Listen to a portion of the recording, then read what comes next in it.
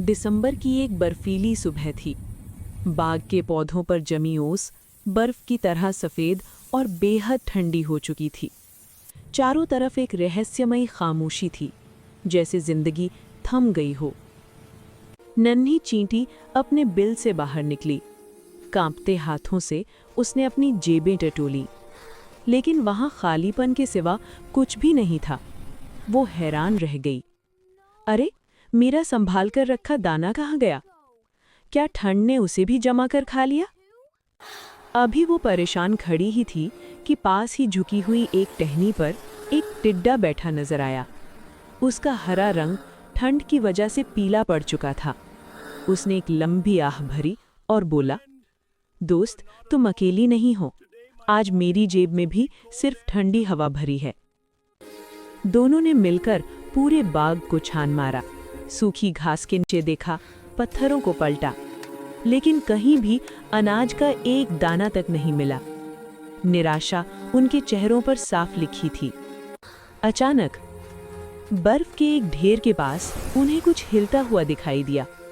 एक नन्ही सी चिड़िया जिसके पंख बर्फ से भीगे हुए थे। वो अकेली बैठी कांप रही थी। उसकी आंखें आधी बंद थीं, जैसे वो हिम्मत हार रही हो। चींटी का दिल भर आया। वो टिड्डे की ओर मुड़ी और धीमी आवाज में बोली, हम खुद भूखे हैं।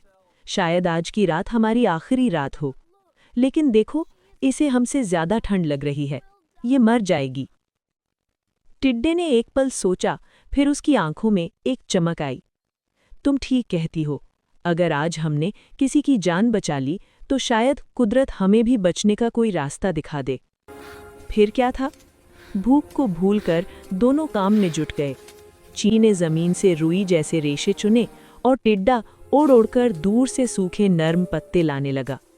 दोनों ने मिलकर चिड़िया के चारों ओर एक छोटा सा मखमल जैसा गर्म घोंसला बना दिया।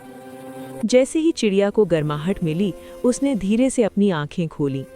उसने सामने इन नन्हे मददगारों को देखा। चिड़िया ने प्यार से अपनी चोंच हिलाई और पास ही खड़े पुराने पेड़ की एक खोखली टहनी की ओर इशारा किया। वहां सूखे पत्तों के नीचे गेहूं और चावल के ढेर सारे दाने पड़े थे। शायद किसी पक्षी का पुराना भंडार, जो अब उनका इंतजार कर रहा था। चींटी खुशी से झूम उठी और टिड्डा खुशी से उछल पड़ा।